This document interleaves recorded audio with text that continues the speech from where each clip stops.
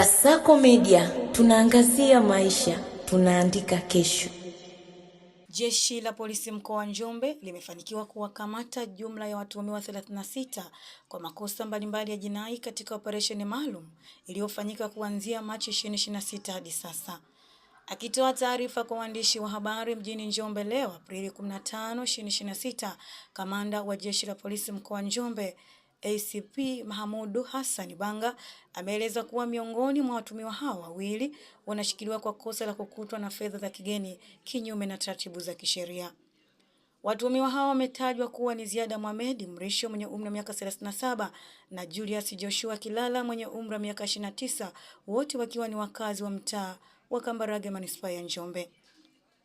Kamanda alisema uchunguzi wa awali unaendelea kubaini chanzo cha fedha hizo na kama zilirushwa na mtandao wote wa uhalifu.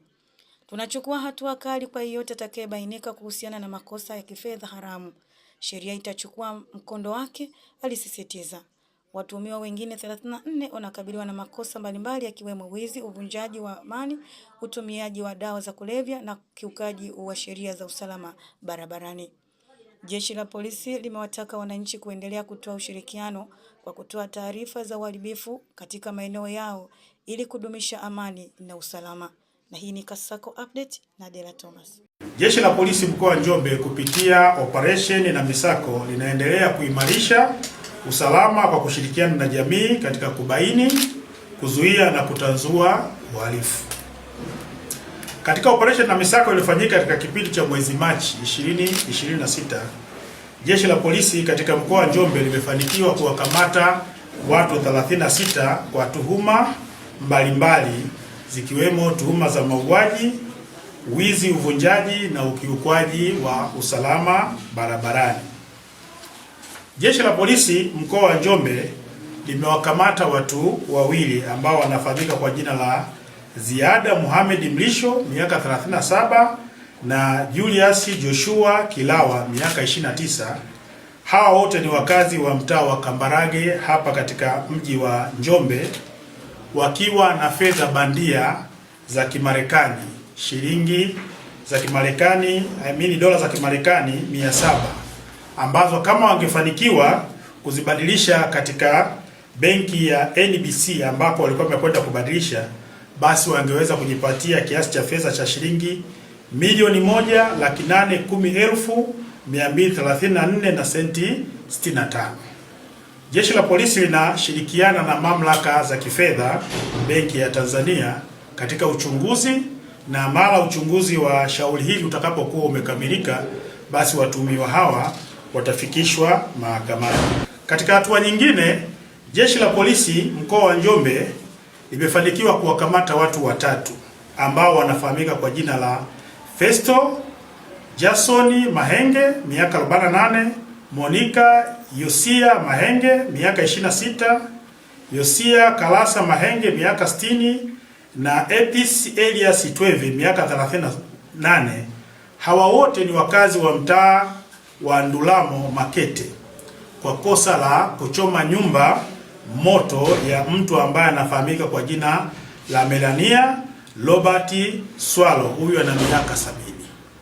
Sababu ya tukio hili ni imani za kishirikina, kwa sababu watuhumiwa wanamtuhumu huyu ambaye amechomewa nyumba yake moto Bi Melania kwamba ni mchawi na kwamba alimpoteza ndugu yao katika mazingira ya kutatanisha. Kwa upelelezi wa shauri hili unaendelea, na mara utakapokuwa umekamilika, basi watuhumiwa watafikishwa mahakamani. Sambamba na hilo, jeshi la polisi limefanikiwa kuwafikisha mahakamani watu 4 ambao tunahifadhi kwa kosa la kutoa taarifa ya uongo kwamba sehemu zao za siri zimechukuliwa. Matukio haya yametokea katika mji wa Makambako ambapo yaliripotiwa matukio 4, lakini katika mji wa Ging'ombe, wilaya ya Ging'ombe, yaliripotiwa tukio 1, na hapa Njombe mjini limeripotiwa tukio 1. Kwa upelelezi kwa watu 4 yamekamilika na wamefikishwa mahakamani. Tunaomba wananchi waache tabia hizi za kutoa taarifa za uongo, kwa sababu zinaleta taharuki katika jamii, na ukitoa taarifa ya uongo ni kosa na hatua zinachukuliwa. Lakini katika uelimishaji wa jamii, Jeshi la Polisi mkoa wa Njombe linaendelea na utoaji wa elimu mashuleni, nyumba za ibada na kwa kupitia kwenye vyombo vya habari kwa lengo la kuwapa ufahamu wananchi namna ya kuzuia na kutanzua uhalifu katika maeneo yao na kupinga vitendo vyote vya ukatili wa kijinsia na watoto. Kwa upande wa usalama barabarani, Jeshi la Polisi kikosi cha usalama barabarani limefanikiwa kuzuia makosa mbalimbali ya ajali kwa kutoa elimu kwa madereva, wamiliki wa vyombo vya moto, wananchi na maeneo ya mashuleni na kufanikiwa kupunguza makosa mbalimbali kwa kiasi kikubwa, ambapo jumla ya madereva waliokamatwa kwa makosa mbalimbali ni 6,053. Walioandikiwa faini ni 6,051. Waliofungiwa leseni ni 2.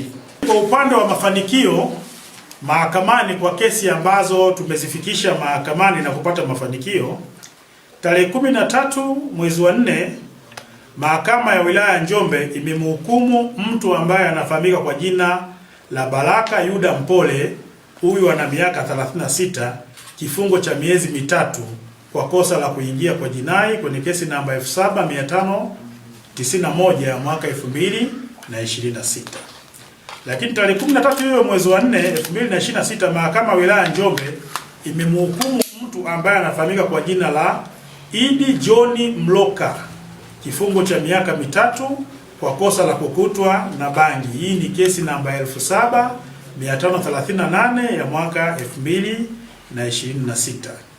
Lakini tarehe 14 mwezi wa 4 2026 Mahakama Kuu Kanda ya Iringa inaofanya vikao vyake hapa mkoani Njombe iliwahukumu Lama Laulant Mliyuka miaka 27 na Julius Gregory Fute miaka 27 kifungo cha miaka 3 kwa kosa la kuua bila kukusudia. Hii ilikuwa ni kesi namba 29896 ya mwaka 2026. Lakini tarehe 23 mwezi wa 3 2026 Mahakama ya Wilaya ya Wanging'ombe imemhukumu mtu ambaye amefahamika kwa jina la Fredi Kaspar kifungo cha maisha jela kwa kosa la kulawiti. Hii ni kesi namba 1787 ya mwaka 2026.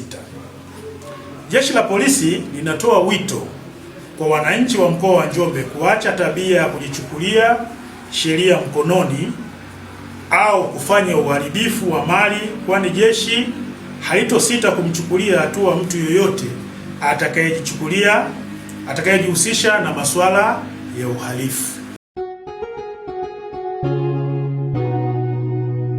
Kasako Media, tunaangazia maisha, tunaandika kesho.